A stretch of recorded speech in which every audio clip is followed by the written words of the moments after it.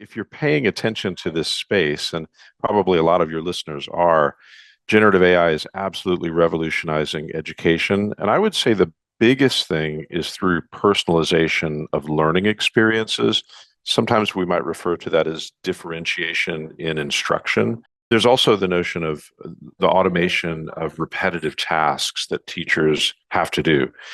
They're very important, but they're often mundane and error prone. And if we can take that off of the to-do list of teachers, that gives them so much more time back to invest in their students. The third way that generative AI is revolutioning education is related to the first. It's being able to provide real-time feedback to students so that they come into the classroom much more confident and prepared to engage in and around a topic. So all of these technologies enable educators to create tailored approaches to their students, that personalized learning path to adapt to individual students, enhance the engagement and increase the engagement with students, and over time, improve the learning outcomes that students have and see.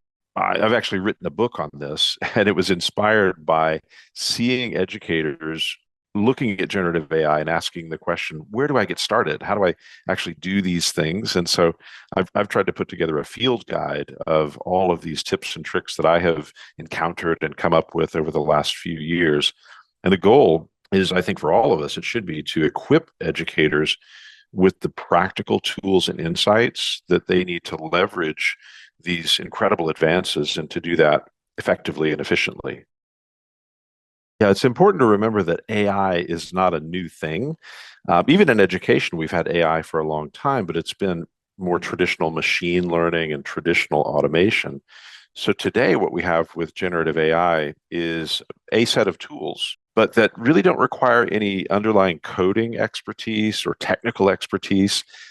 We want to be able to show teachers that generative AI gives them a very quick pathway to doing some pretty amazing things, creating unique materials or even simulating real world scenarios for deeper learning, engaging students or having them engage in meaningful dialogues, for example, with historical figures.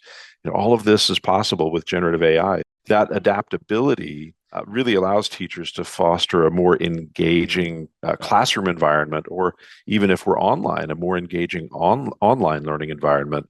And that, the end of the game, really gives us a better opportunity to engage students for better learning outcomes.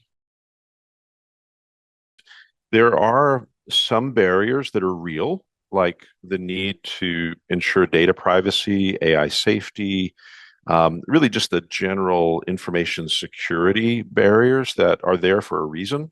It's to protect teachers and students and to protect intellectual property. The second big aspect is, I think, more of a perception, and it's teachers feeling like I need to be technical. And that is not true. That is just a perception. And in fact, the Noodle Factory platform, the company that I co-founded, that's a part of our design principles, is to make sure that teachers don't have to ever do any coding. It's as simple as dragging and dropping, and many tools are like that today.